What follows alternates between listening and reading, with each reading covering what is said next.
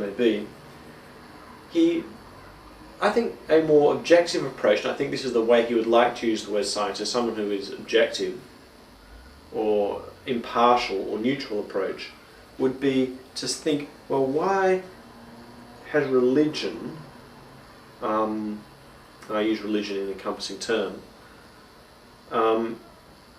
why has it survived? Why does it continue? What's its hold? What advantage does it give? Is there a selective advantage? I know he does address this in some respects, but I feel he gets himself lost in his fervour for anti-religion, rather than saying, well, you know, if you, let's say as a Christian, you believed in doing good to others and trying to live a morally upright life, whatever that means, or being honest, and I leave you to impute what honesty means. But you know, there's general things. Maybe that's not an entirely bad thing. So and then I suppose you go to the humanist approach, which deals with all that. But I think what Dawkins has to ask is, why does it thrive? And maybe he does do that, but I don't believe in the book, because it's a funny book. I didn't read it continuously. I read bits and pieces, but I understand. Well, I hope I understand the general thing he's getting at. I'd like to see a more objective treatment of the subject matter, and that's where I think he missed out. So what I'm going to do today is I'm going to try and offer a paradigm to the viewer, and it's for you to decide how this impacts you. All I'm going to give you is a toolkit. I mean, you do with this toolkit whatever you see fit. So let's take a beginning. It's all about, let me use the term idea. You can't read this, can you? My text is not big enough. Hang on a moment. Okay, so here's what I think, here's the paradigm ThermoMemetica that I would introduce. Idea. I'm still not sure if you can read that. I apologise if you can't. I'll just check here. I think you can. Okay. What it's about, the paradigm I've developed says this: everything we do, or what we are, is a compilation of ideas. And when I say idea, just bear with me for the moment, I don't mean a spiritual, non-physical thing.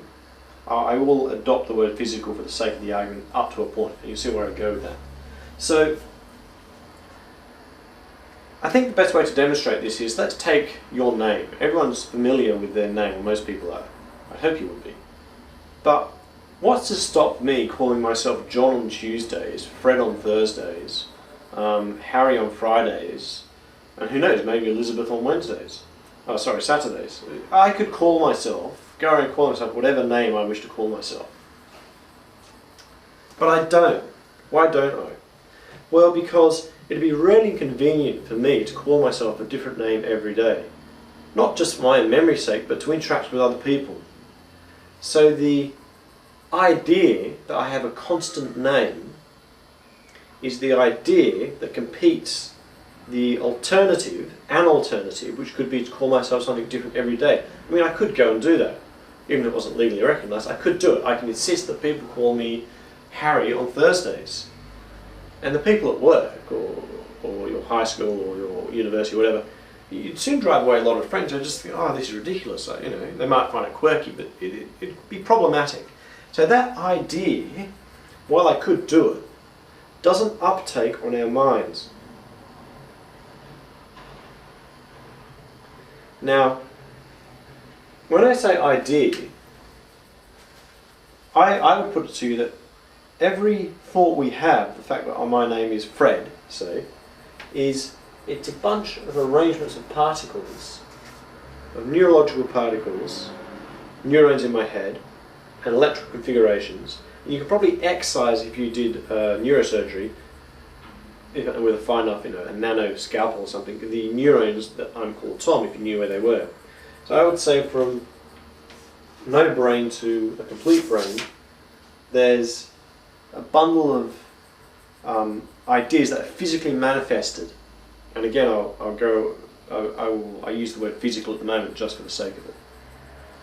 So the idea that I'm called Tom, say, and I use that as a constant from day to day, month to month, year to year, that outcompetes for time and space the idea that I'm called Fred and Harry, and a different name every day. Now there may be occasionally you go to a fancy dress or to a party and you adopt a second name, or a writer may adopt a pseudonym, or people have aliases. So it's not quite as silly as it sounds to adopt a different name. So maybe that idea to adopt a different name does have some resonance in our thoughts, in our minds. Now let's take another example. If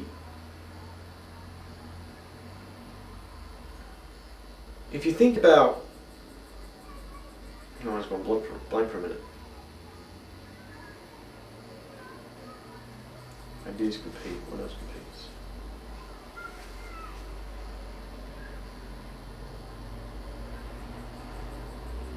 competes? Okay, here's another example. If you've got a computer, right, and you've got some large graphics files on there, but over time you need the room back on your drive, your hard drive, or wherever you store your data. You delete those files and you put on some new files. Let's say some new drawings files that are more important to you, or new graphics files. Maybe you had some pictures of a house, but then you've got some family pictures, and you need to delete those and put this new information on.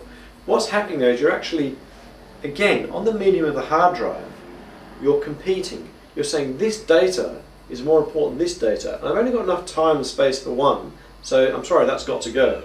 So this set of data has outcompeted that data.